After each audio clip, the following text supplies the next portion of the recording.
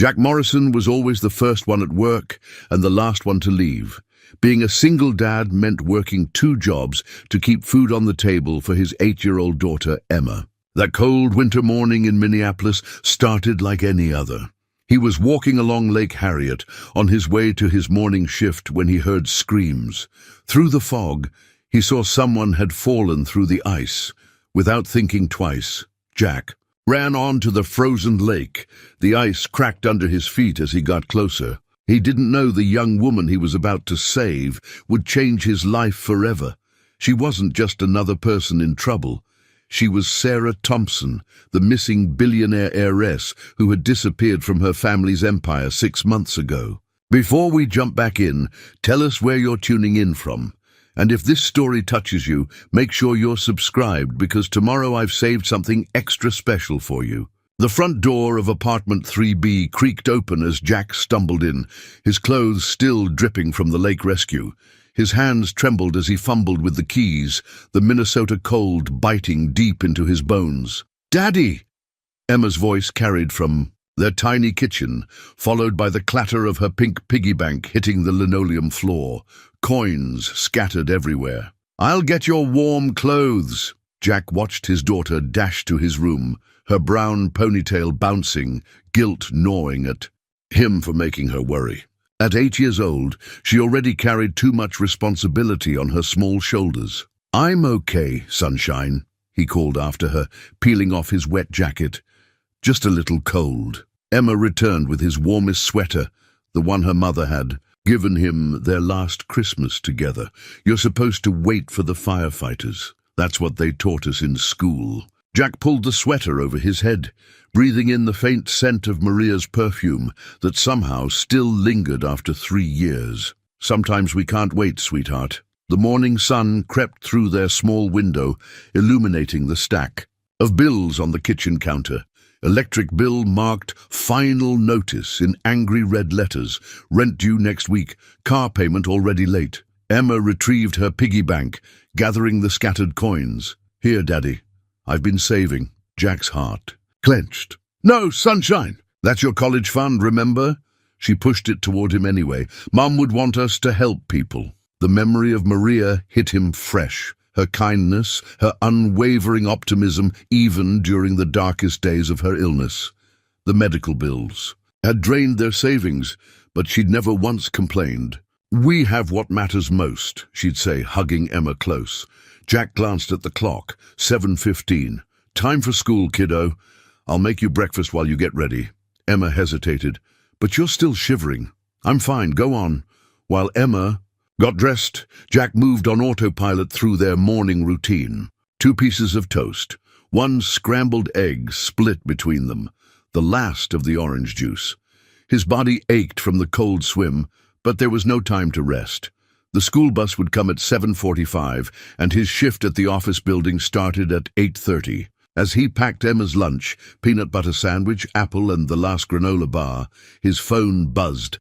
Text from Mike at the garage. "Can you cover Tony's shift tonight?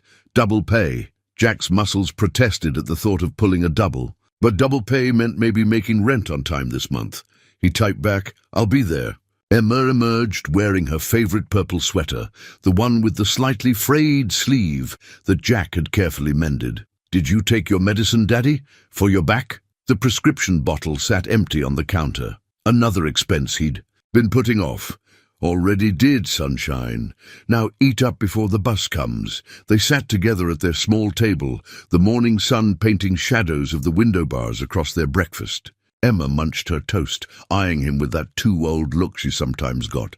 "The lady in the lake, was she okay?" "She's going to be fine," Jack assured her, though honestly, he wasn't sure. Everything had happened so fast. The screams, the crack of ice, the shocking cold. He'd gotten her to shore just as the ambulance arrived, then had to rush home to get Emma ready for school. A horn honked outside. The school bus was early. Emma grabbed her backpack, then threw her arms around him in a fierce hug. "I'm proud of you, Daddy." Jack held her tight, breathing in the strawberry scent of her shampoo. "Have a good day, sunshine. Remember, Mrs. Garcia is picking you up after school." "Because you have to fix cars tonight?" "That's right. I'll be home to tuck you in."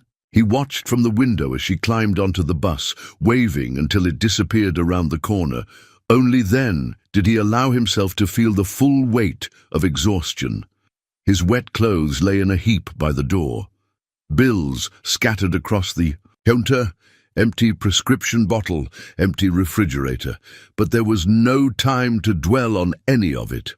He had 30 minutes to get to the office building, where 20 floors of toilets and trash cans awaited. Jack changed into his janitor's uniform, grabbed his work ID, and headed out. As he passed the lake on his way to work, emergency vehicles still dotted the shore. A small crowd had gathered, and a news van was setting up. Jack kept his head down and walked faster. He'd done what anyone would do. That's what he told himself. No need for attention or complications. He couldn't know then how much his life had already changed, or that the ripples from this morning's rescue would soon become waves that would transform everything. The Minneapolis Star-Tribune hit the newsstands the next morning with the headline, "Mystery Woman Rescued from Lake Harriet. Local Hero Disappears Before Recognition." The story ran above the fold, complete with a grainy photo of emergency. Vehicles clustered around the lake's edge. Jack spotted the paper on his way into work, displayed prominently in the office building's lobby. His stomach churned as he pushed his cleaning cart past the security desk, where Officer Tom was engrossed in the article. "Hey, Morrison, you come in through the lake entrance this morning?" Tom called out, chuckling at his own joke. Jack forced a smile. "Just doing my job, Tom. Your job's cleaning toilets, not diving into frozen lakes." Tom held up the paper. "They're looking for you, you know. Reporter was here asking questions." "Tell them I moved to Florida," Jack muttered, heading for the elevator. But escaping attention proved impossible. By mid-morning, the story had hit the local news stations. Jack's phone buzzed constantly with messages from unknown numbers.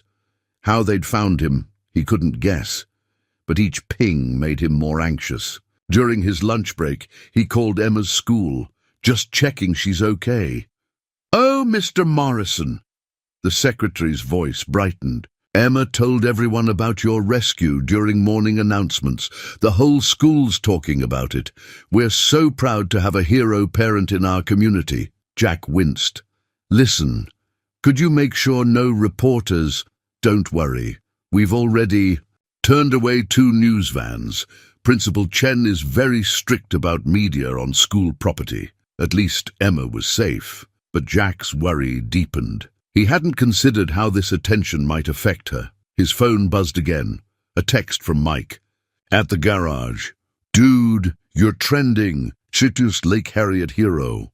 Jack didn't even know what trending meant. He turned his phone off and focused on his work, but couldn't escape the whispers and stares that followed him through the building. Around 3 o'clock, Detective Lisa Chen appeared at his custodial closet. She was short, sharp-eyed, and carried herself with quiet authority. "Mr. Morrison, I need a few minutes of your time." Jack leaned on his mop. "About the lake? I already gave a statement to the first responders. This is about the woman you saved."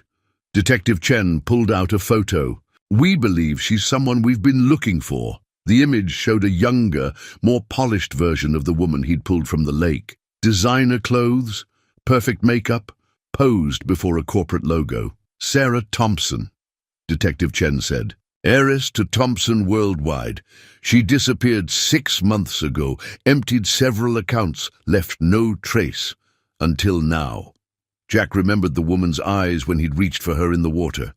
Desperate, but not just from drowning. She didn't want to be found. "That's not your concern, Mr. Morrison. We need your official statement about what happened." "I heard screams. I helped, that's all." Detective Chen studied him. "The Thompson family is very influential. They'll want to thank you properly." "I don't need thanks." "No?" She glanced at his janitor's uniform.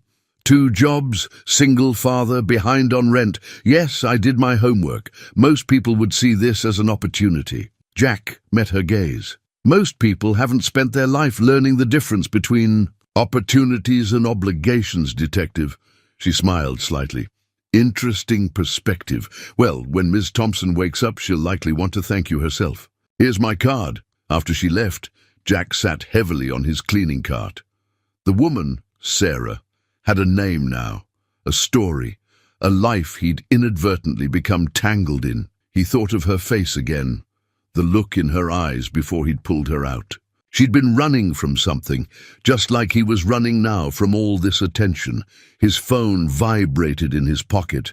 Reluctantly, he turned it on to find a message from Mrs. Garcia. Emma's art teacher wants to talk to you. Something about a drawing she made today. Jack sighed. One more thing to handle. But as he scrolled through his messages, a news alert caught his eye. Thompson Heiress found, condition critical but stable. Critical but stable. He shouldn't care. It wasn't his business. He had enough to worry about without getting involved in the drama of billionaire families. But as he pushed his cart to the next floor, Jack couldn't shake the memory of her hand gripping his in the frozen water, holding on like she'd finally found something worth surfacing for. The steady beep of hospital monitors filled Sarah Thompson's consciousness before she opened her eyes. A massive Thompson family portrait hung on the wall opposite her bed. Not the standard hospital decor. Her brother Robert must have arranged for her private wing, just as he'd arranged everything else in her life. In the portrait, taken just 2 years ago, the Thompson family stood like royalty in their mansion's grand hall. Her father Richard, stern and imposing in his tailored suit. Her mother Eleanor, perfect posture and practiced smile. Robert, the golden son, heir apparent to Thompson worldwide. And Sarah wearing the appropriate dress, the appropriate expression, playing her appropriate role. If only they knew she'd been planning her escape even then. Sarah tried to sit up, but her body protested. Memories of the ice-cold water flooded back. The crack beneath her feet, the shocking plunge, the certainty that she'd finally made her last mistake. Then strong hands gripping hers, a stranger's voice telling her to hold on. "You're awake." Robert's voice came from the doorway. He looked exactly as he had 6 months ago, perfectly groomed, radiating authority, disappointment etched in every line of his face. "Don't start," Sarah whispered, her throat raw.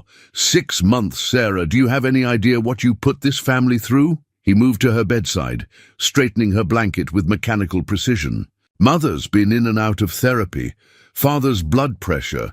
I left a note. I need to find my own way is not an explanation. It's a teenage tantrum. You're 28 years old." Sarah turned away, focusing on the window. Snow was falling outside, each flake carrying a fragment of the freedom she'd almost tasted. "The board meeting is next week," Robert continued. "We'll announce your return, spin this as a planned sabbatical." "No." "No?" His eyebrows rose. "Perhaps the hypothermia is affecting your judgment. You are a Thompson. You have responsibilities." Sarah thought of the last 6 months. The small apartment she'd rented under a false name, the job she'd found at a local bookstore. Simple things, making her own coffee, taking the bus, talking to people who didn't want anything from her, except conversation. "I was happy," she said softly. Robert scoffed. "Happy? Hiding in Minneapolis like someone real." Sarah met his gaze. "When's the last time you felt real, Robert?" Her brother stiffened. For a moment, she glimpsed something beneath his polished surface, uncertainty, maybe even envy. But he smoothed it away just as they'd been taught. "The man who saved you," he said, changing tactics. "Local hero story is gaining traction. PR thinks we can use it." "Use it?" Sarah's voice sharpened. "He risked his life, and he'll be compensated appropriately.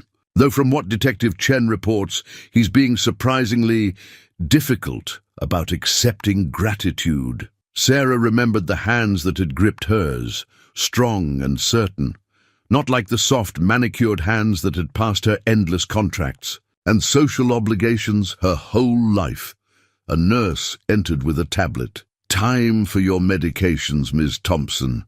And there's a young lady in the children's ward who made you a get-well card. She saw your story on the news." "No visitors," Robert said automatically. "I want to see it." Sarah held out her hand for the card.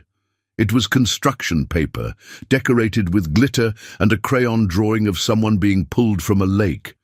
Inside, in careful child's handwriting, "Dear Lake Lady, I'm glad you're okay. My daddy saved you. Love, Emma Morrison." Sarah's heart stopped. Morrison, the name she'd heard nurses whispering, her rescuer. "The janitor's daughter," Robert said dismissively. "I've already instructed the hospital. Get out." "Sarah, get out, Robert, or I'll tell the press exactly why I ran away. Every detail, every secret, everything this family has swept under its imported rugs." He studied her face, recognizing the steel their father had spent years forging in them both. Without another word, he left. Sarah traced the glitter on Emma's card. A janitor, a single father, a man who jumped into a frozen lake for a stranger while her own brother calculated PR angles. She thought of her expensive therapy sessions, years of trying to understand why she felt so empty inside her golden cage. The therapist always talked about finding purpose, meaning genuine connection. Looking at the child's drawing, Sarah felt something she hadn't experienced in years. Hope, not the manufactured hope of corporate mergers and charity galas, but something real, something true. Outside her window, snow continued to fall on Minneapolis, covering everything in clean, blank possibility. Jack stood in the hospital corridor, Emma's hand warm in his, staring at the simple white card a nurse had handed him. The hospital bracelet was still attached. Thompson, Sarah, room 412. He hadn't planned to come, but Emma's art teacher had. Shown him the get well card she'd made, and his daughter's hopeful face had broken down his defenses. "Do I look okay?" Emma asked, smoothing her purple sweater for the 10th time. Jack smiled. "Perfect, sunshine. Remember what we practiced?" "We're glad you're feeling better, Miss Thompson." "Maybe we shouldn't," Jack started, but the door opened. A nurse emerged, nodding at them. "She's been asking about you, Mr. Morrison, both of you." The private room was larger than Jack's entire apartment.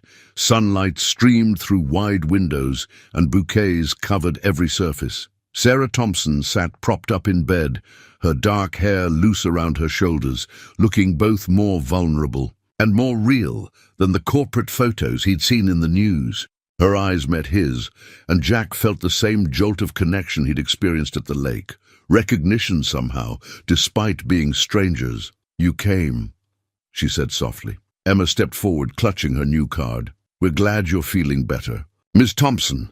Sarah's face lit up. "You must be Emma. I got your first beautiful card." She pointed to where it sat prominently displayed on her bedside table. "Would you like to sit with me? I heard you're quite the artist."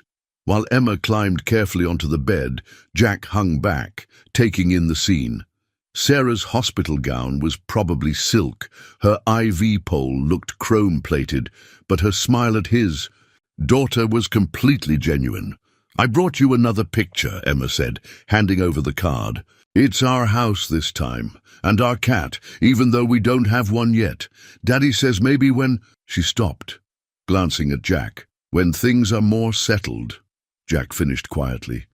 Sarah studied the crayon drawing. "This is wonderful, Emma. You know, I always wanted a cat, but our house was too big.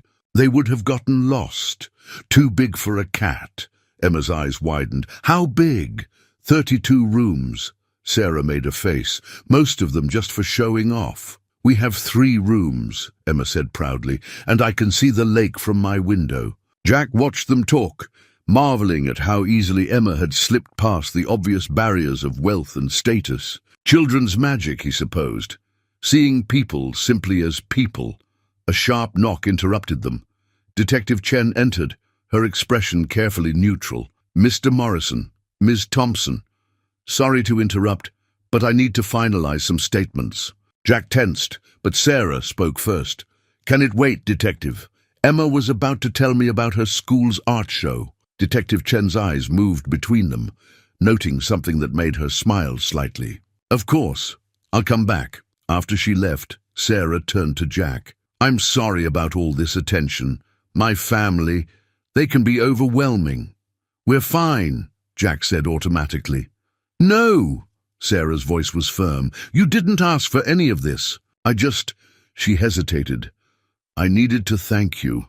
Not for the rescue, though obviously for that too, but for how you handled everything after. The media, the rewards, my family's offers." Jack shifted uncomfortably. "Anyone would have—" "No!" Sarah reached for his hand, her grip surprisingly strong. "They wouldn't have. Believe me, I know exactly how rare genuine people are." Emma watched this exchange with sharp eyes, still holding her crayons. The moment stretched, filled with things neither adult quite knew how to say. Finally, Sarah cleared her throat. "Emma, tells me you fix cars?" "At night, yeah. My second job. I have a car that needs fixing." She smiled. "Well, technically it's fine, but I'm sure something's wrong with it. Maybe you could take a look." Jack recognized the transparent excuse, appreciated the way she was trying to help without wounding his pride. "I could do that." "Daddy's the best car fixer," Emma declared. "He can fix anything." Sarah's eyes stayed on Jack's. "I believe that." Looking at her, Jack felt something he hadn't experienced in years. Possibility. Not the desperate kind that came with scratching lottery tickets or checking job listings, but something warmer, something real. A nurse appeared with Sarah's medication. "Time for rest, Ms. Thompson." Emma carefully climbed down, gathering her crayons. "Can we come back?" Sarah looked at Jack, letting him answer. "We'll see, sunshine." But they all knew he meant yes. Between his morning cleaning shift and evening garage work, Jack stopped at Jerry's diner for coffee. The place was packed, unusual for mid-afternoon, with every customer hunched over the same magazine. The cover showed a familiar face, Sarah Thompson, in an elegant evening gown, headline blazing, "Missing Heiress Found, the $4.8 billion woman." Jerry himself brought Jack's coffee. "Hey, Lake Hero, guess you've seen this?" He slid the magazine across the counter. Jack's coffee cup froze halfway to his mouth. The article was a glossy spread of Sarah's life. Charity galas, yacht parties, corporate boardrooms, photos of a mansion that made European castles look modest. The Thompson family empire laid out in bold graphics. Holdings in tech, real estate, media. $4.8 billion, Jerry whispered. "That's billion with a B. The woman you saved. She's worth more than the GDP of some countries." The coffee turned bitter in Jack's mouth. He thought of Sarah in her hospital room, talking cats with Emma, asking him to look at her car. Had it all been an act? Rich people's games? His phone buzzed. "Mrs. Garcia, Channel 5 news van outside your apartment.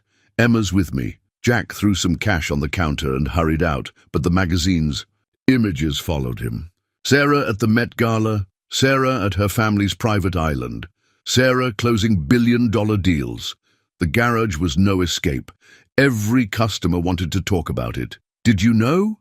Man, you should have held out for a reward. Bet the Thompsons offered you something sweet to keep quiet."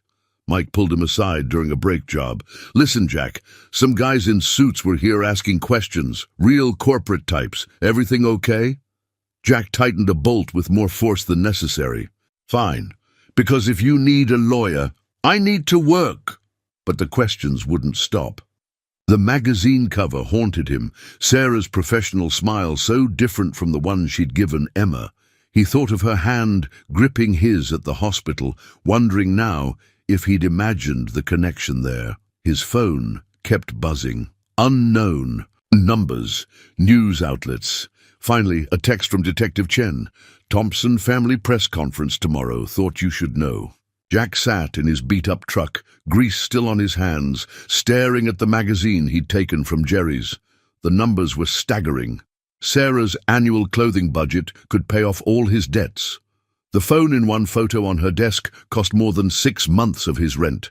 Emma's latest drawing was tucked in his sun visor.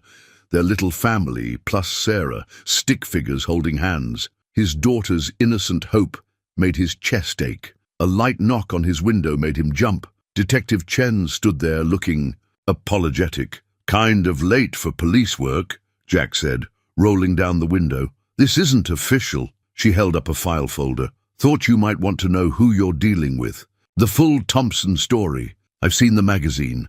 No, you've seen the PR version. She tapped the folder. This is the real story. Sarah's restraining order against her ex-fiancé. The buried scandals. The real reason she ran. Jack stared at the folder, tempted, but then he remembered Sarah's eyes when she'd talked about wanting something real. Keep it, he said. Detective Chen smiled slightly. Interesting choice. Not really. Either she's playing some game, in which case I don't want to know more, or she's genuine, in which case she deserves to tell her own story. And which do you think it is? Jack thought of Sarah's face when Emma showed her the drawing. Some things couldn't be faked. Doesn't matter what I think. What matters is protecting Emma from this circus. Detective Chen nodded. Good answer. But Jack, sometimes protecting people means giving them a chance to be real.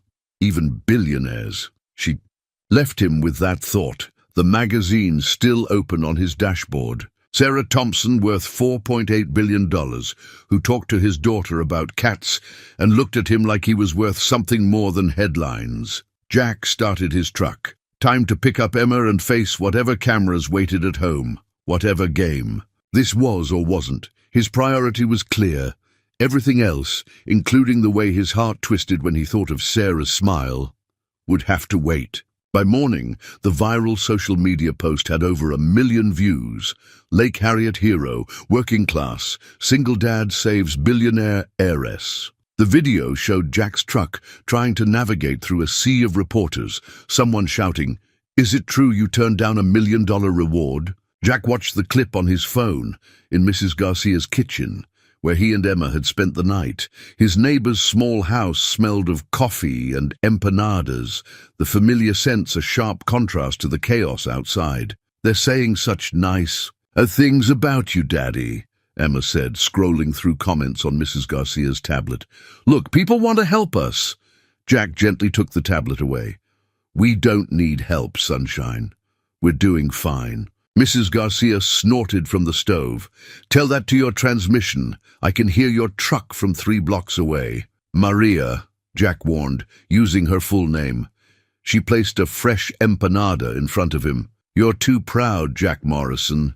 Sometimes God sends help through unexpected angels, through billionaires who disappear from their own lives." Jack kept his voice low, but Emma was already absorbed in her breakfast. The morning news played quietly on Mrs. Garcia's small TV. Robert Thompson's face filled the screen, standing at a podium. "The Thompson family is grateful to Mr. Morrison for his heroic actions. We're arranging appropriate compensation." Jack turned it off. His phone buzzed. Mike from the garage. "Media circus here too. Take the night off. Paid leave." Another income hit they couldn't afford. Jack rubbed his temples. "Mr. Morrison?" Mrs. Garcia's grandson Pablo poked his head in. "Channel 5 is interviewing the neighbors. They're asking about Emma." Jack's head snapped up. "What about Emma? Like her school, her schedule?" "Some lady was showing pictures." Jack was on his feet before Pablo finished. "I need to call Principal Chen," but his phone was already ringing. The school. Jack's stomach dropped. "Mr. Morrison, we've had to implement emergency protocols. Reporters on school grounds trying to interview students about Emma. We're securing the building, but you should know." Emma watched him, her empanada halfway to her mouth, picking up his tension. "Take the day off, mija," Mrs. Garcia told her. "Help me make cookies." Jack's phone kept buzzing. Texts from unknown numbers, friend requests, interview offers. One message caught his eye. Detective Chen. "Thompson estate lawyers incoming. Don't sign anything." A knock at Mrs. Garcia's door made them all freeze. Through the decorative glass, they could see several suited figures. "Back door," Mrs. Garcia whispered, already moving. "Pablo, get their bags." Jack grabbed Emma's backpack, but she pulled away. "My art project, it's in my cubby at school." "We'll get another. It's the one I made for Ms. Sarah." Emma's voice rose. "She's supposed to come see it at the art show." The knocking grew louder. Mrs. Garcia herded them toward her garage. "My cousin has a cabin up north, just for a few days, until this settles." Jack lifted Emma, who was now crying quietly about her art project. "Thank you, Maria. I'll pay you back. Shut up and go." But she pressed a bag of fresh empanadas into his hands. "Call when you're safe." They slipped through back alleys, Pablo leading the way. Jack's phone kept buzzing, now with messages from Sarah. "Jack, I'm so sorry. Please let me fix this. My brother's handling it all wrong. Just let me explain." The last one made him pause. Emma's art show means everything to her. Don't let my mess ruin that too. They reached Pablo's car just as a news van turned down the alley. Jack ducked, shielding Emma. "Children's Museum," Pablo suggested, pulling out. "My friend works security. No media allowed." Emma sniffled. "Can we call Ms. Sarah? She'll make them go away." Jack stared at Sarah's messages. She'd included her private number, not going through lawyers or assistants. It felt genuine, but then everything had felt genuine at the hospital too. "Sometimes," he told Emma, "helping people means letting them figure things out for themselves." But as they drove away from their neighborhood, their lives, Emma's school, Jack wondered if he was protecting his daughter, or just running from something that scared him more than frozen lakes. The possibility that Sarah Thompson, billionaire heiress, might actually be exactly who she seemed with Emma, and what that might mean for his carefully constructed walls. The Thompson family ring glinted on Robert's finger as he spread documents across the Children's Museum conference room table. 3 lawyers flanked him, while Detective Chen stood by the door, her presence requested by both sides. "Mr. Morrison, let's make this simple." Robert's voice carried the smooth authority of someone used to being obeyed. "Sign the NDA, accept the compensation package, and this media circus ends today." Through the conference room's glass wall, Jack could see Emma in the museum's art room, happily painting with Pablo's friend supervising. Even here, they'd found a way to create. "And if I don't sign?" Robert adjusted his cufflinks, gold, with the Thompson family crest. "Then we can't control the narrative.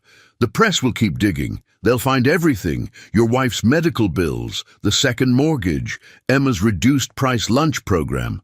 He paused. "Children can be cruel about such things." Jack's hands clenched under the table. Detective Chen shifted slightly, ready to intervene. "My daughter is not a negotiating piece." "No," Robert smiled thinly. "Then why did you let her get attached to my sister?" "The art show project? The cards, rather calculating for a simple janitor." The door burst open before Jack could respond. Sarah stormed in, still pale from her hospital stay, but vibrating with anger. She wore a simple sweater and jeans. A deliberate choice, Jack realized. Nothing like the magazine photos. "That's enough, Robert. You should be resting." Robert didn't look up from his papers. "I'm done resting. I'm done with all of it." Sarah moved to Jack's side of the table. "Tell your lawyers to leave." "Sarah!" She yanked off her own Thompson ring, slamming it down. "Now!" Something in her voice, steel wrapped in silk, made Robert wave the lawyers out. "Detective!" Jen remained, studying the siblings with sharp interest. "You're making a scene," Robert said once they were alone. "No, I'm making a choice. Finally." Sarah turned to Jack. "I'm so sorry about all this, but I need you to know, everything with Emma, with you, it was real. Is real." "Sarah," Robert's voice hardened, "Father's blood pressure. Stop using his health to manipulate me. Stop using everything to manipulate me." She braced herself against the table. "Do you know what I did during those 6 months away? I worked in a bookstore, making minimum wage, and I was happy. You were hiding. I was living, making actual friends, having actual conversations that weren't about mergers or stock prices or family legacy." She looked at Jack. "Do you know why I was at Lake Harriet that morning?" Jack shook his head. "I went for walks there every day, watching families like yours, real people living real lives. That morning I saw you and Emma walking to school. You were laughing about something. She was wearing that purple sweater. You looked free." Robert scoffed. "Freedom. Try living on a janitor's salary. Try living in a cage." Sarah's voice cracked.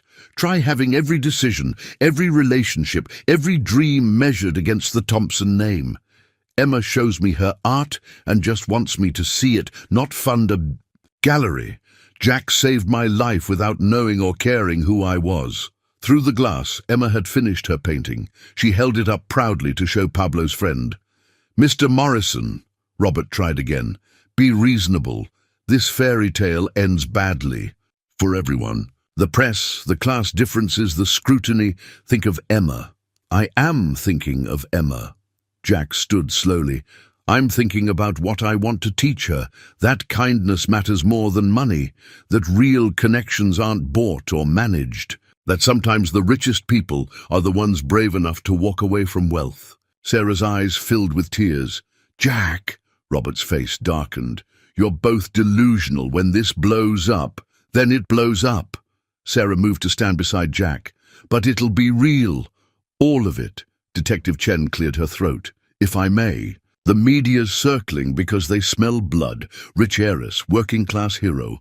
They want drama, but if there's no drama to find—" "What do you mean?" Robert demanded. "Show them something real. The art show, Emma's project. Let them see what everyone else sees. Just a family finding its way." "We're not—" Jack started. "Not yet," Sarah said softly, "but we could be."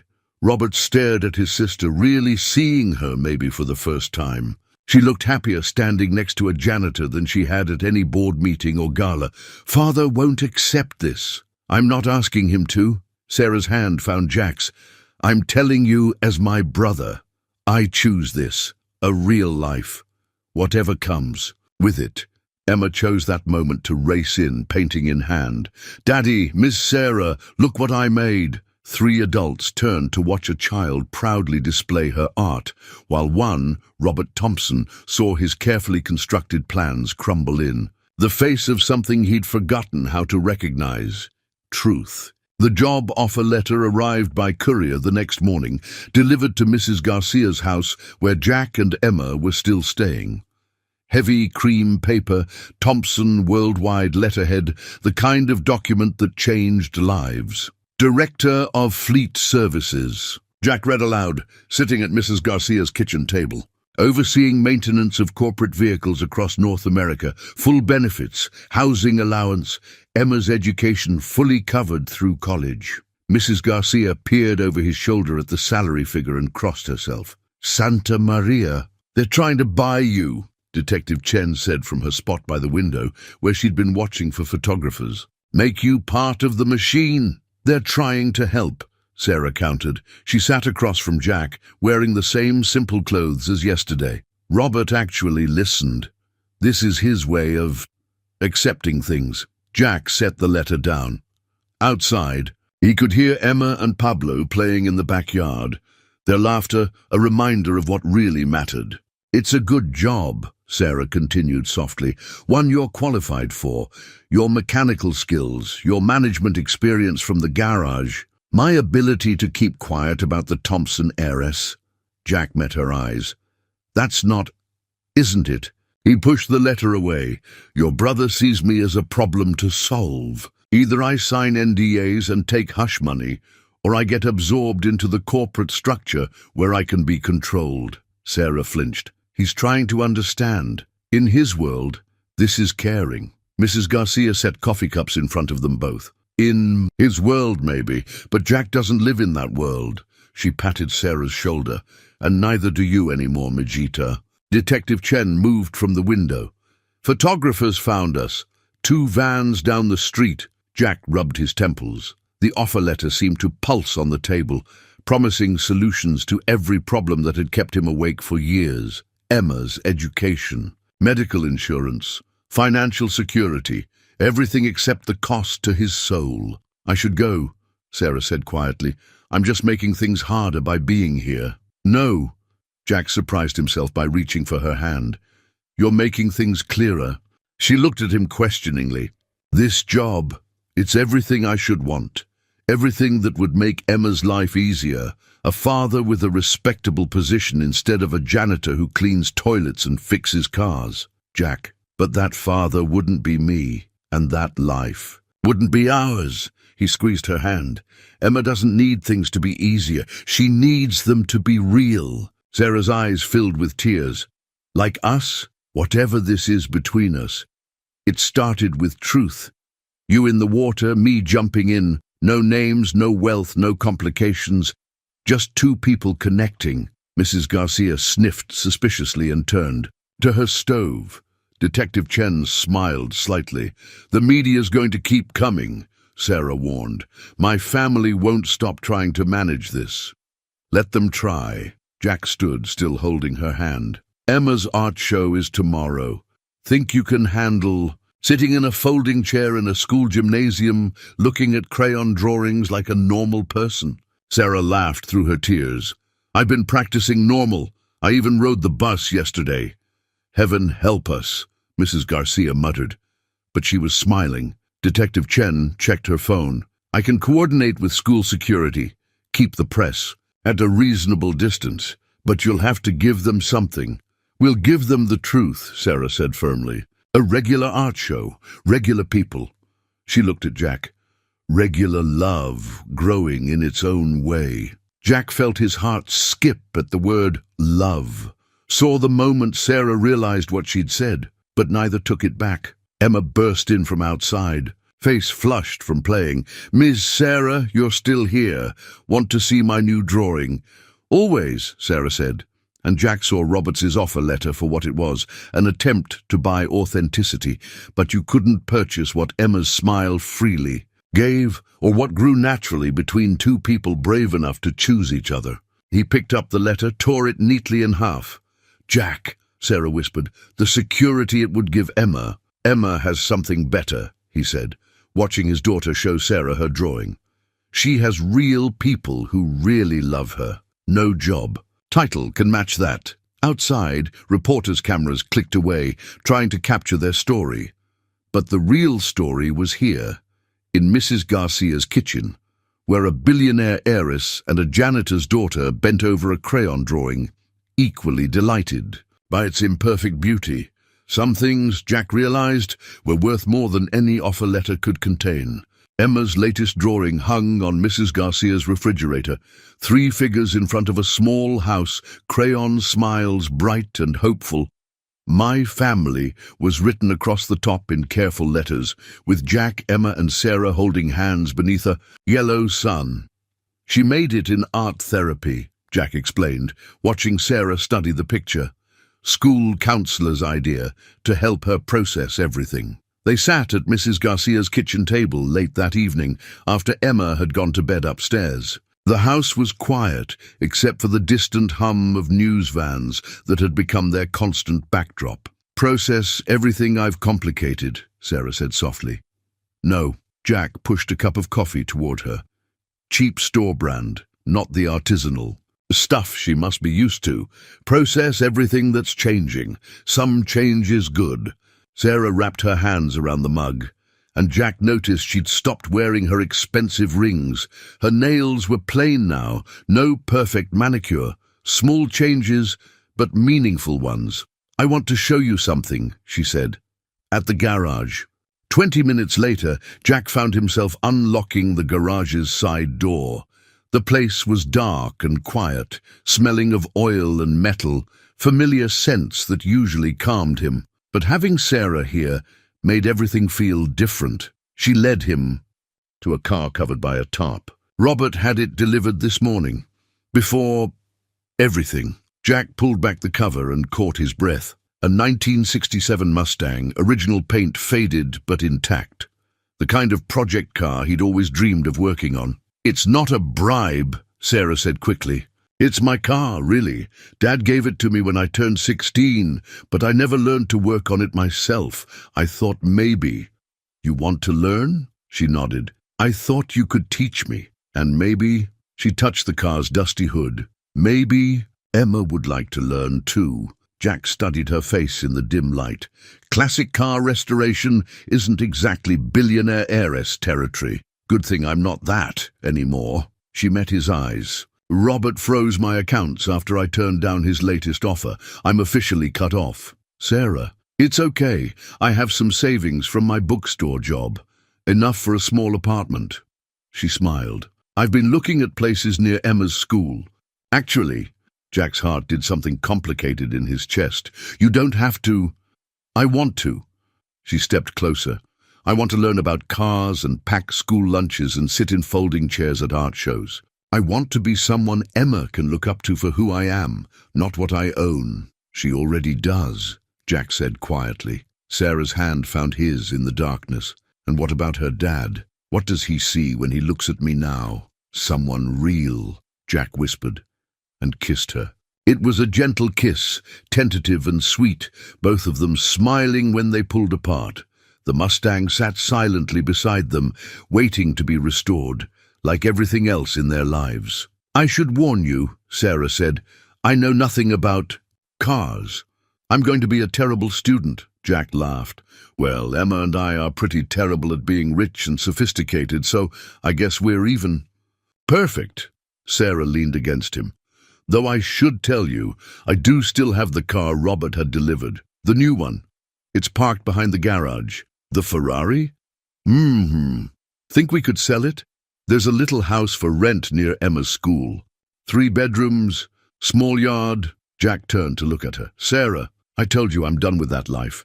But one last gift from it? To help build something real? She squeezed his hand. Let me do this. Not for you. For us.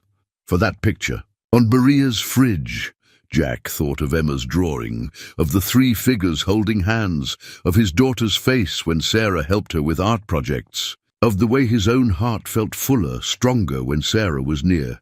One condition, he said finally. Name it. We fix the Mustang together, all of us, as a family. Sarah's smile in the dark garage was brighter than any camera flash. Deal! Outside, the news vans waited to capture their story. But the real story was here, in a small-town garage, where a billionaire's daughter was learning that love was the greatest wealth of all, and a janitor was discovering that sometimes the richest things in life came disguised as simple crayon drawings on a refrigerator door.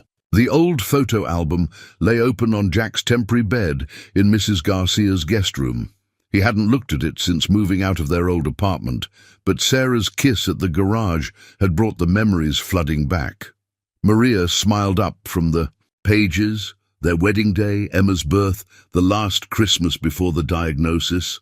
A soft knock at the door. Daddy? Emma stood there in her pajamas, clutching her stuffed rabbit. I can't sleep. Come here, sunshine. He patted the bed beside. Him. Emma crawled up, immediately noticing the album. That's Mommy. Yeah, Jack's throat tightened. I was just thinking about her, because of Miss Sarah. Sometimes his daughter's perceptiveness took his breath away. Maybe. Emma traced Maria's face in a photo. Do you think Mommy would be mad? About what? About us maybe living with Miss Sarah. About... Emma hesitated. About me drawing her in our family pictures. Jack pulled his daughter close. Your mum loved you more than anything. In the world, she'd want you to be happy. But what about you being happy? Is that okay too? The question hit him like a physical blow. How long had Emma been worrying about this? A floorboard creaked outside the door. Sarah stood there, hesitant. I'm sorry, I heard voices. I can go. No, both Jack and Emma said at once. Sarah entered, slowly, taking in the scene. Her eyes fell on the photo album, understanding dawning. She was beautiful, inside and out, Jack said softly, like someone else I know. Emma patted the bed on her other side. Sarah sat carefully, respecting the moment's delicacy. That's their wedding, Emma explained, pointing to a photo. Mom made the flowers herself, and that's me as a baby. And that's our last Christmas. Her voice wavered slightly. Sarah's arm slipped around Emma's shoulders. Tell me more about her. For the next hour, they looked through photos together. Emma shared stories, some sad, most happy, occasionally mixing up memories with things Mrs. Garcia had told her. Jack found himself sharing too. How Maria always sang off-key while cooking, her terrible puns, her way of finding hope in the darkest moments. Even at the end, Jack said, she made us promise not to stop living. I didn't understand then. And now? Sarah asked quietly. Jack looked at his daughter, snuggled between them, completely at ease. at Sarah, who listened to stories about his late wife with grace and genuine interest. Now I think she knew something I didn't, that hearts can grow without betraying what they once held. Emma yawned. Mom used to say, love is like her garden. The more you grow, the more there is. Sarah wiped her eyes. She sounds very wise. The wisest, Emma agreed sleepily. Can you stay until I fall asleep? Both of you? They sat there as Emma drifted off, the photo album open between them. When her breathing deepened, Sarah whispered, Thank you for sharing her with me. I should be thanking you for understanding, Jack gestured at Emma, for all of this. I never knew her, Sarah said, but I see her in Emma's kindness, in your strength. She touched a photo gently. I'm not trying to replace her. I know. Jack took her hand. You're writing a new chapter, not erasing the earlier ones. Speaking of writing, Sarah smiled tentatively. I got the keys to that house today, the one near Emma's school. Jack's heart jumped. Already, the Ferrari sold quickly. I thought maybe this weekend, if you want, we could look at it together. All of us. In sleep, Emma clutched her rabbit. Tighter, smiling slightly, Jack looked at the last photo in the album, Maria in their tiny garden, pregnant with Emma, glowing with joy and possibility. She really would like you, he said softly. You think so? I know so. He closed the album gently. You make her daughter happy. You make her husband remember how to live, what's not to like. Sarah leaned her head on his shoulder, careful not to disturb Emma. Outside, the world waited with its complications and cameras. But here, in a quiet room with well-worn photos and new dreams, different kinds of love found a way to coexist. Weekend sounds perfect, Jack whispered. Time to start our next chapter. The legal document arrived early Monday morning, carried by one of Robert's lawyers. Its cold official language cut through Jack's world like a knife. Petition for emergency custody review, and question of stability in current environment, and exposure to media exploitation. Detective Chen reviewed it in Mrs. Garcia's living room, her face growing darker with each page. This is aggressive. They're arguing that the media attention and unstable living situation warrant immediate intervention. They can't take Emma. Jack's voice was hoarse. They have no right. They have money, Detective Chen said bluntly, and your recent history plays into their hands. Multiple addresses in 2 weeks, missing work, Emma's school attendance. Because of them. Sarah paced the small room. Robert's behind this. He's using Child Protective Services to force our hands. Outside, Emma played with Pablo in the backyard, blissfully unaware. They were supposed to be looking at the new house today. Sarah had already enrolled in a basic auto mechanics class at the community college. Life had been moving forward. There's a simple solution. Robert's voice came from the doorway. No one had heard him enter. Sign the previous agreements. Return to the approved narrative. Sarah comes home. Mr. Morrison accepts his corporate position. Everything returns to normal. Normal? Sarah's voice shook. You're threatening to take away a child to get what you want. That's not normal, Robert. That's monstrous. I'm protecting our family name, our legacy. Robert straightened his tie. The media's already digging.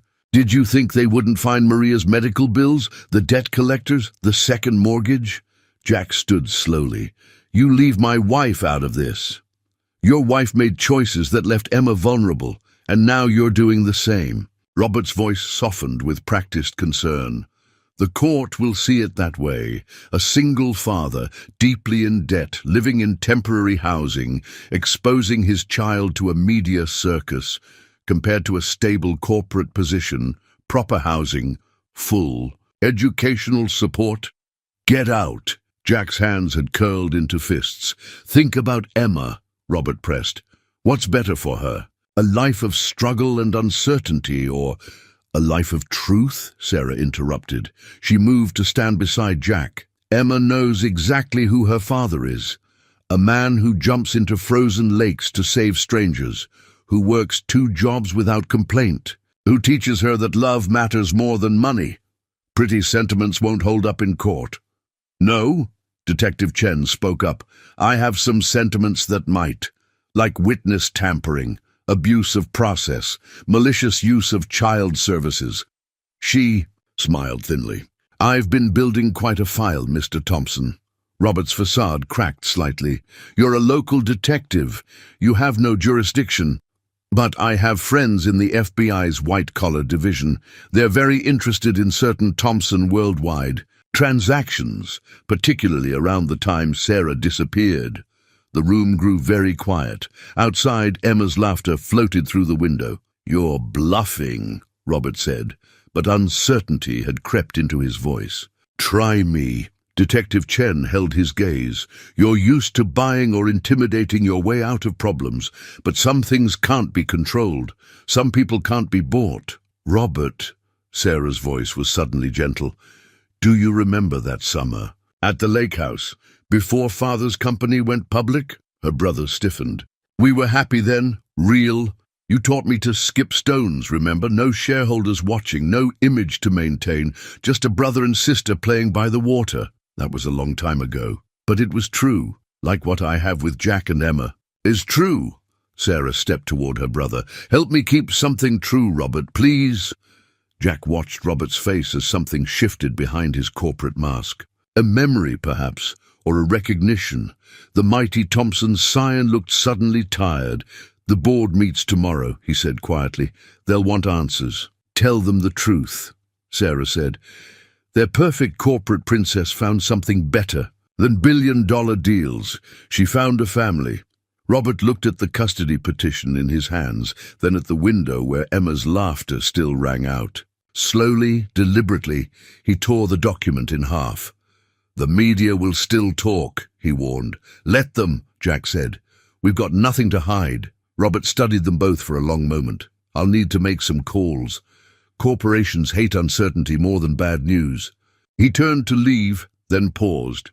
Sarah, yes, that lake house, I remember the stones had to be flat. You could never find the right ones. A smile trembled on Sarah's lips. You always shared your best ones with me. Something almost like emotion crossed Robert's face.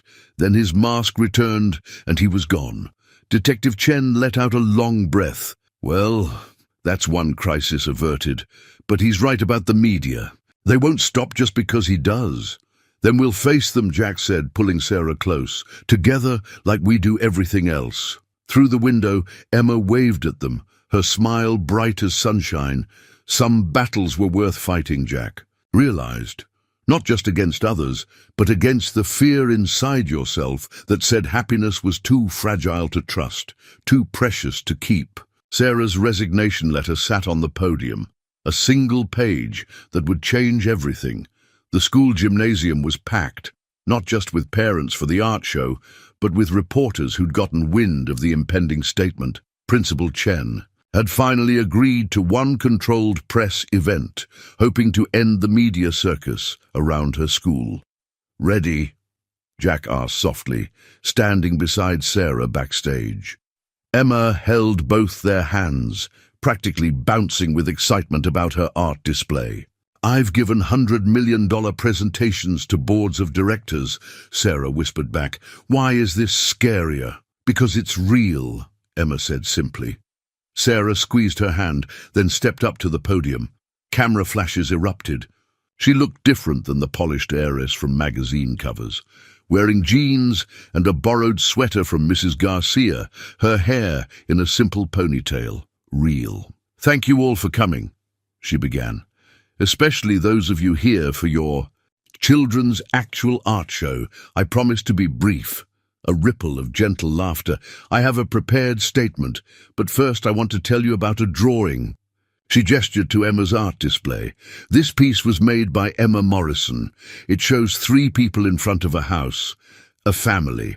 My family, though not by blood or law or corporate decree. By choice. By love. The reporters shifted, sensing a bigger story than they'd expected. 6 months ago, I ran away from a life that looked perfect on paper. I wanted something real. Then 3 weeks ago, I fell through ice into Lake Harriet. A man jumped in to save me. Not because I was Sarah Thompson of Thompson Worldwide, but because I was a person who needed help. Sarah's voice strengthened. That man, Jack Morrison, taught me more about wealth in one act of kindness than all my family's billions ever did. He and his daughter showed me that real richness isn't in bank accounts or stock portfolios. It's in morning hugs and crayon, drawings, and the courage to choose love over luxury. She lifted her resignation letter. So today, I'm formally resigning from Thompson Worldwide. I'm stepping away from my trust fund, my position, and my family obligations. Instead, I'm enrolling in community college to study automotive repair. I'm moving into a small house near Emma's school. I'm choosing to live genuinely, even if that means living simply. The gymnasium erupted with questions. Sarah held up her hand. One more thing. She turned to where Jack and Emma stood in the wings. Come here, please. They joined her at the podium, Emma immediately hugging her waist. Jack stood close, protective, but letting her finish what she needed to say. This is my family now. Not because of a crisis or a rescue or a fairy tale, but because we choose each other every day. Emma teaches me about art. Jack's teaching me about cars. I'm learning that love doesn't need managing or marketing or million-dollar solutions. It just needs truth. A reporter called out, "What about the Thompson family legacy?" "My legacy?" Sarah smiled. "It's right here, in a child's drawing of the family she dreams of. In a man brave enough to jump into frozen lakes and frozen hearts. In the choice to be real instead of rich." She looked at Jack, who nodded slightly. Sarah turned back to the crowd. "Now, if you'll excuse us, we have an art show to enjoy. My daughter's worked very hard on her project, and I promised to buy her hot chocolate from the PTA stand afterward." The word daughter silenced the room. Then from the back someone started clapping, others joined in. Soon the whole gymnasium thundered with applause, not for the billionaire heiress, but for the woman brave enough to walk away from billions for love. As the applause continued, Jack leaned close to whisper, "You called her your daughter." "Is that okay?" Sarah whispered back. Emma looked up at them both, her eyes shining. "Can I call you Mom? Not instead of Mom in heaven, but like Mom on earth?" Sarah knelt down, eye level with Emma, uncaring of the cameras still flashing. "I would be honored, but only if you're ready." Emma's answer was a fierce hug that said more than words ever could. Jack helped them both up, and together they turned to Emma's art display, a crayon masterpiece of 3 figures holding hands in front of a small house. Above them, 2 suns shared the sky, one labeled "Mom Watching from Heaven," and one simply "Mom." The cameras caught it all, but for once neither Jack nor Sarah minded. Some moments deserved witnessing, some truths needed sharing, some loves changed everything. The small business loan application form sat half-completed on their new kitchen counter, next to paint swatches and renovation plans. Jack stared at the previous experience section, pen hovering uncertainly. "Put it all down," Sarah said, coming up behind him with coffee. "Every car you've fixed, every job you've managed at the garage, it's not exactly corporate experience. It's better." She kissed his cheek. "It's real experience." The morning sun streamed through their kitchen window, still bare of curtains, but Emma had plans for homemade ones involving fabric paint and ambitious designs. The house was small by Thompson standards, but perfect by theirs. 3 bedrooms, a yard for Emma's future garden, and most importantly, a 2-car garage that Jack was converting into a proper auto shop. "Morning!" Emma bounded in, already dressed for school. "Can we work on the Mustang after my homework today?" "Don't you have art club?" Jack reminded her. "After that, then. Mom's learning about carburetors in her class. She can explain them. To us." Sarah laughed. "I can try, though I mostly learned how to pronounce it correctly yesterday." The normalcy of the moment struck Jack suddenly. His daughter eating breakfast, Sarah making lunch for them all, the familiar rhythm of a family morning. Even the lingering reporters outside had dwindled to an occasional photographer. "Oh!" Emma jumped up. "I forgot to tell you. Robert's coming to my presentation." Jack and Sarah exchanged glances. After the press conference, Robert had maintained a careful distance, though he'd started sending Emma small gifts, art supplies mostly, with notes signed Uncle Robert. "He called last night," Emma continued. "He wants to see my project about different types of families." "And you're okay with that?" Sarah asked carefully. Emma nodded. "He's trying to understand, like you said, and—" She hesitated. "I told him he could be in my family tree. As uncle, is that okay?" Sarah's eyes filled with tears. "That's more than okay, sweetheart." The doorbell rang. Mrs. Garcia and Pablo, right on schedule for their carpool. Some things hadn't changed, just grown richer with new additions. After Emma left, Jack returned to the loan application. Sarah watched him work, sipping her coffee. "You know," she said casually, "my first paycheck from the bookstore comes next week." Jack looked up. "Sarah, you don't have to work." "Yes, I do. Because I want to, because it feels good." She sat beside him. "And because this shop is going to be a family business. All of us." "You're really serious about the mechanic classes?"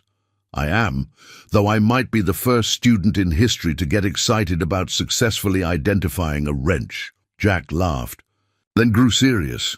"You know this life. It won't always be easy. There will be bills and broken appliances and regular people problems."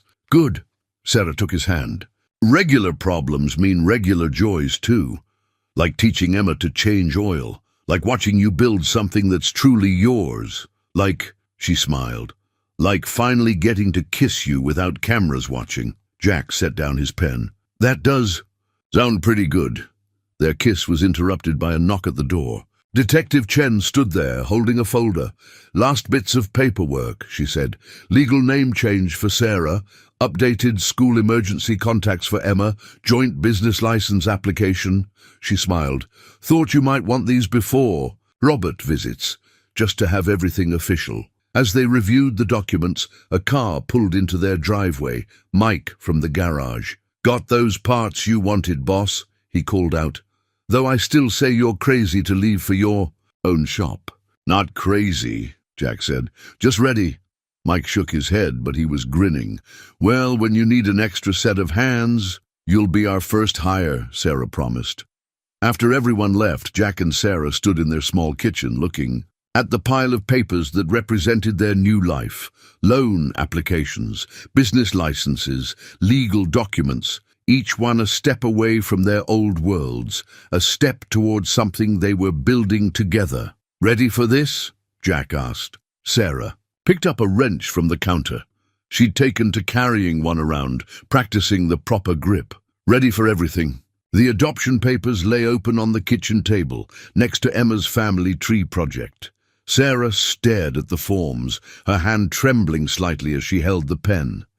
"We don't have to do this now," Jack said softly.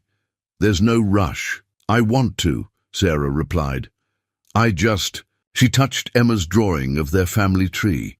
It was elaborate, with branches spreading in all directions. Maria held a special place at the top, marked with stars and hearts.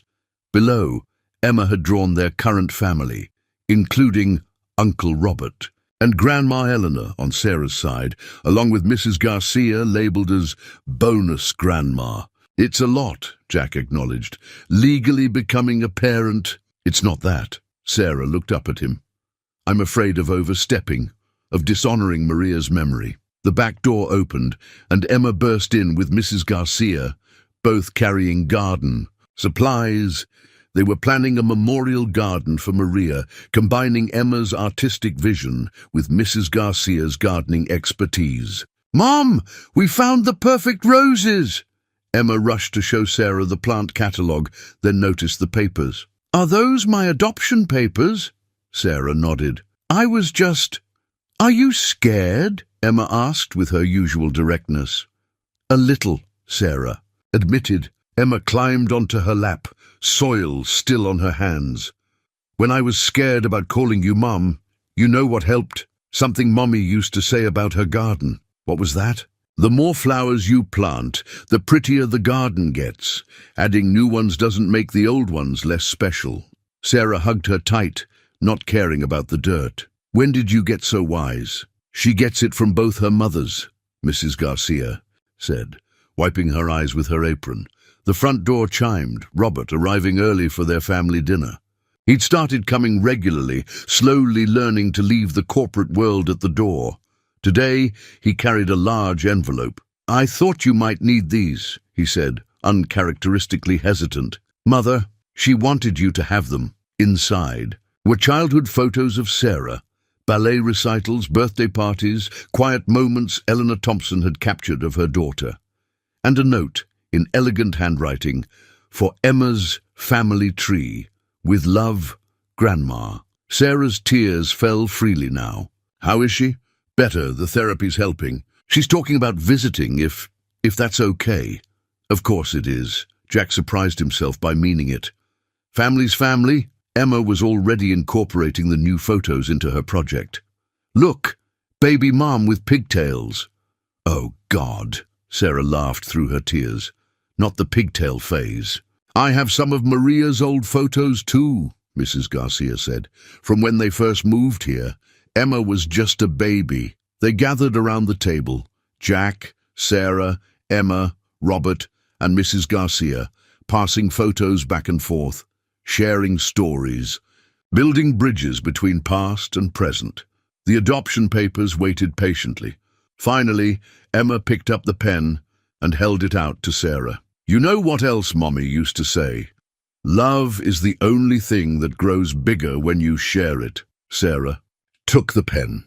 Her signature was no longer the crisp corporate one she'd used on billion-dollar contracts, but something softer, more real, like her heart. Jack signed next, then Emma added her own careful signature as witness. Robert, still a notary despite, stepping back from active Thompson business, made it official.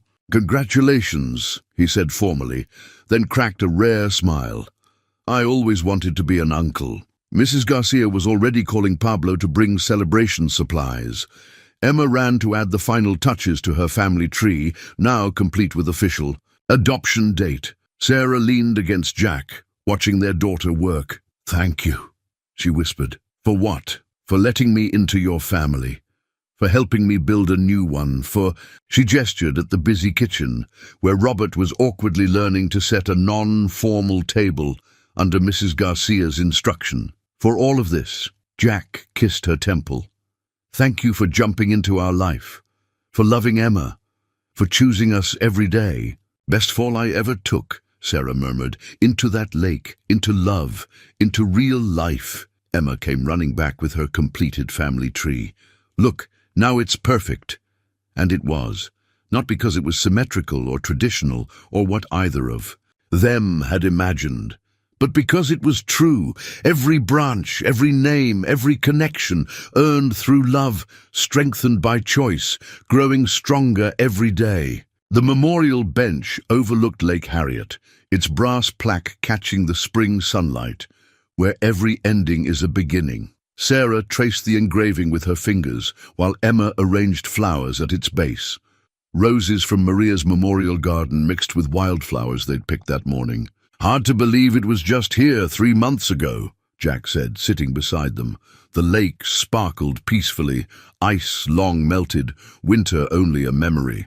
Their newly restored Mustang was parked nearby, their first complete family project. Emma had helped sand and paint, learning about cars alongside Sarah. The cavalry blue color had been her choice, approved by all 3 of them, huddled over paint swatches in their garage. "The shop opens next week," Sarah mused, watching a family of ducks glide past. "Morrison and Family Auto Repair." "Are you nervous?" Emma asked, settling between them on the bench. "Terrified," Sarah admitted, "but the good kind of terrified, like jumping into a frozen lake to save someone you love." Jack took her hand. "I seem to remember I did the jumping, and now I get to return the favor. Different kind of rescue, same principle." Sarah squeezed his fingers. "Speaking of which," she reached into her jacket, not designer label anymore, but comfortable and oil-stained from their work on the Mustang. The small velvet box she withdrew made Jack's breath catch. "Sarah, my turn to be brave." She opened the box, revealing a simple gold band. "I know it's not what I'm used to giving. The old me would have bought out a jewelry store, but this I bought with my first full paycheck from the bookstore, because I wanted it to be real, like us." Emma bounced excitedly on the bench. "Can I tell him the rest?" Sarah laughed. "Go ahead, sweetheart. We got it sized using the string trick while you were sleeping," Emma announced proudly. "And I helped pick it because it looks like the one in the picture of you and Mommy, but a little different, so it's like both our families together." Jack looked at his daughter, their daughter now, officially, and the woman who had fallen into their lives like an answer to a prayer they hadn't known to make. "The last time we were here," he said slowly, "I was afraid of drowning. Not in the water, but in changes I couldn't control, in feelings I didn't think I deserved to have again. And now," Sarah's voice was soft. Jack took the ring. "Now I know some things are worth diving into. Some loves are worth the risk." "Is that a yes?" Emma asked anxiously. "'Cause Mom's been practicing this speech for weeks, and Uncle Robert helped me pick my flower girl dress, and Grandma Eleanor already ordered the cake." "You all knew?" "Mrs. Garcia helped too," Emma continued. "She said we had to do it here, where your story started. And Detective Chen got the permits for the bench, and—" "The whole family conspired," Sarah admitted, "though you haven't actually said yes yet." Jack slipped on the ring. "Like there was ever any doubt." Their kiss was interrupted by Emma's cheering and the sudden appearance of their extended family from behind nearby trees. Mrs. Garcia with her famous empanadas, Robert looking almost relaxed in casual clothes, Eleanor Thompson tentatively carrying a homemade dish, Pablo filming everything on his phone. Finally, Detective Chen emerged with champagne. "Do you know how hard it was keeping this spot clear of other people?" The lake sparkled behind them as their family gathered around the bench.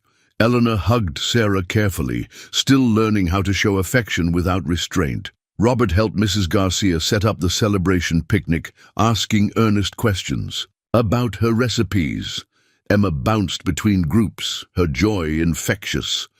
"Look," she said suddenly, pointing at the lake, "2 dragonflies dancing." They all watched the insects swoop and swirl over the water where, months ago, 2 strangers had found each other in the cold. Now the spring sun warmed their faces as they celebrated not just an engagement, but the creation of something rare and precious, a family built on choice, strengthened by differences, united by love. "To new beginnings," Robert raised his champagne glass. "To family," Mrs. Garcia added. "To love," Eleanor said softly, surprising them all. "To everything," Emma declared, raising her apple juice. Jack held Sarah close, their family surrounding them, the bench's plaque gleaming, where every ending is a beginning. Sometimes he realized the biggest rescues aren't dramatic plunges into frozen lakes. Sometimes they're the quiet choice to let love in, to build something new, to believe in second chances and fresh starts, and the kind of miracles that happen when you're brave enough to dive deep. The house keys clinked together, old and new, practical and symbolic. The original key to their home, the fresh-cut key to Morrison and Family Auto Repair, and now the key to Sarah's old lake house, a wedding gift from Robert that had left them speechless. "You can't give us a house," Sarah had protested. "I'm not," Robert replied. "I'm returning your house, the one where we skip stones, remember? Father always said it was too small for entertaining clients, but it was perfect for being real," Sarah finished softly. Now, a week before the wedding, their small house buzzed with activity. Eleanor and Mrs. Garcia had formed an unlikely but effective wedding planning alliance, combining Thompson elegance with practical warmth. The garage's grand opening was scheduled for the day after they returned from their honeymoon, a weekend at the lake house with Emma. "Mom, the sign is here!" Emma called from outside. They hurried out to where a delivery truck was unloading. Their shop's sign. The design was Emma's, a wrench and a heart intertwined, with Morrison and Family Auto Repair in bold letters. Below, in smaller text, where every fix makes families stronger. It's perfect, Jack said, hugging them both. Sarah wiped her eyes. I can't believe this is really happening. Which part? Emma asked. The wedding or the shop? All of it. Being a mom, learning about cars, marrying your dad. Sarah smiled, finding out that happiness doesn't need to be complicated to be perfect. The shop itself was ready. Tools organized, lifts installed, waiting room decorated with Emma's art, and comfortable chairs Mrs. Garcia had helped reupholster. Mike had accepted their job offer to be their first employee, and Pablo was handling. Their social media, local lake rescue leads to love, had become something of a community legend. Detective Chen pulled up in her car, which now got serviced exclusively by Jack. Wedding present delivery, she announced, hauling out a large box. From the Lake Harriet Neighborhood Association. Inside was a handmade quilt, each square contributed by a different neighbor. Images of their story, the lake rescue, the Mustang, Emma's art, their new shop, all stitched together with care and community love. We're on a quilt, Emma marveled. We're like officially part of history. Eleanor arrived next, carrying wedding details to review. She'd learned to knock instead of just appearing, to ask instead of assuming, to love her daughter for who she was, rather than who she'd planned for her to be. The flowers from Maria's garden are perfect for the bouquet, she said. And Robert found a way to stream the ceremony to your father's hospital room, Sarah. His heart's getting stronger. Like everything else, Sarah said, squeezing Jack's hand. They gathered around their kitchen table. Eleanor with her wedding binder, Emma with her flower girl dress designs, Mrs. Garcia bringing in fresh empanadas, Robert arriving late with paint samples for the lake house. Family in all its beautiful complexity. I have something, Emma announced. For the wedding. She retrieved her art supplies and a large paper. On it, she'd drawn their story, from the lake rescue to now, but with an empty panel at the end. This is for after the wedding, she explained, for whatever happens next.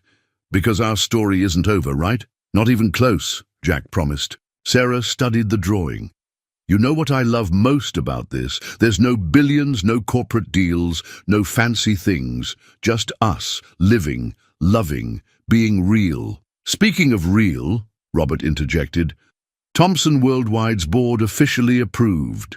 The Community Investment Initiative you suggested, Sarah.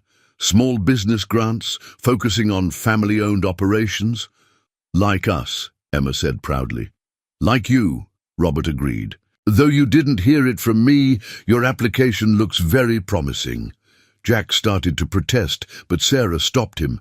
It's not charity if we earn it, and we will. The keys clinked again as Jack pulled them out, starting to separate the shop key for tomorrow's prep work. Emma's hand covered his. Keep them together, she said, like us. Through the window, they could see their shop's sign being installed. The heart and wrench caught the sunlight, casting joined shadows. Inside, their family continued planning, a wedding, a business, a future, while Emma worked on her next drawing. Sarah watched them all, these people who had taught her that real wealth couldn't be measured in dollars. Jack, who had jumped into frozen water and melted frozen hearts. Emma, who had shown her that love only multiplies, never divides. Even Robert, learning that power isn't always about control. Penny, for your thoughts, Jack asked softly. Sarah held up her grease-stained hands, still elegant, but now marked by honest work. Just thinking about different kinds of riches, and how sometimes you have to lose everything to find what you really need. Very profound, Mom, Emma teased, adding another panel to her drawing. But you're going to be late for your mechanics class. Sarah laughed, gathering her books. Heaven forbid. I'm finally learning about transmissions. That's my girl, Jackie said proudly, and Sarah's heart soared at how naturally he said it, how perfectly she fit into this life she'd never known she needed. The family Christmas card, propped on their shop's front counter, showed 3 smiling faces in front of their lake house, a restored Mustang gleaming in the background. Season's greetings from Morrison and Family Auto Repair was printed in Emma's handwriting, with a small drawing of a wrench wearing a Santa hat. 1 year had changed so much, and yet the important things remained the same. The shop was thriving. Their reputation for honest work and family atmosphere had created a loyal customer base. Sarah had graduated from her basic mechanics course and was now handling the books while learning more advanced repairs. Jack had hired 2 more mechanics, including Pablo, who discovered a talent for automotive work. Emma's art covered the waiting room walls, updated regularly with her latest pieces. Her favorite was still the family tree, though it had grown new branches. Robert's new girlfriend, Eleanor's book club friends who'd become honorary aunts, mechanics, kids who were now Emma's cousins in all but blood. "Hot chocolate delivery!" Mrs. Garcia called, entering with her signature thermos. Minnesota winters still bit deep, but they'd learned to keep each other warm. The shop door chimed as Detective Chen entered, now a regular customer and friend. "Cars making that noise again. The one you said wasn't worth mentioning?" Sarah teased, wiping grease from her hands. A Thompson signet ring still gleamed on her finger, but it was mostly used for stamping their logo into oil change reminder. "Cards now." Yeah, Chen smiled. "How's the lake house renovation going?" "Almost done." Jack emerged from under a car. "Robert's actually pretty good with a hammer when he forgets to wear a suit." Speaking of Robert, he'd surprised them all by stepping back from Thompson Worldwide's day-to-day operations to focus on their charitable foundation. The Small Business Support Initiative had helped dozens of family-owned shops get started. He still wore suits, but they'd noticed oil stains didn't send him into crisis anymore. Eleanor had moved to Minneapolis, claiming the art scene, but really wanting to be closer to her granddaughter. She volunteered at Emma's school now, teaching art appreciation and learning to see beauty in imperfection. "Mom, Dad," Emma burst in from school, Pablo's mum dropping her off. "I got the lead in the play." Sarah caught her in a hug, not caring about grease stains on Emma's coat. "That's wonderful. Grandma Eleanor already ordered the flowers, and Uncle Robert's flying back early from Tokyo to see it, and Mrs. Garcia's making special empanadas for the cast party." And Jack watched his daughter bounce with excitement, his wife's eyes shining with pride, their family shop humming with honest work and real love. Through the window, Lake Harriet sparkled in winter sunshine. Sometimes he still couldn't believe how one desperate moment had led to all of this. The door chimed again, Mike bringing in parts for tomorrow's jobs. "Hey, Lake Hero!" The nickname had stuck, though the media circus was long gone. Their story had settled into community legend, told over coffee at Jerry's Diner, whispered by kids at Emma's school, celebrated every year at the Lake Harriet Winter Festival. Sarah moved to help Mike with the boxes, her movements confident now around the shop equipment. She'd never be a master mechanic, but she'd found her place in their family business, balancing books and changing oil with equal dedication. "Remember when you couldn't tell a wrench from a screwdriver?" Jack teased. "Remember when you couldn't tell a billionaire from a bookstore clerk?" She shot back. Emma looked up from her homework, spread out on their waiting room coffee table. "Remember when we weren't a family?" The question made them all pause. It seemed impossible now, thinking of life before the lake, before the rescue, before. Love proved stronger than wealth or fear or frozen waters. The Christmas card caught the late afternoon light, their smiling faces bright with joy that couldn't be bought or sold. A year ago, they'd been strangers. Now they were something better, real, honest, true. Outside, snow began to fall on Minneapolis. Inside Morrison and Family Auto Repair, a father kissed his wife's greasy cheek. A daughter drew hearts around her math problems, and a family lived their everyday miracle. Some endings weren't endings at all, but doorways to better stories. Some rescues worked both ways. And some loves, like the best repairs, just needed honest work and true hearts to last forever.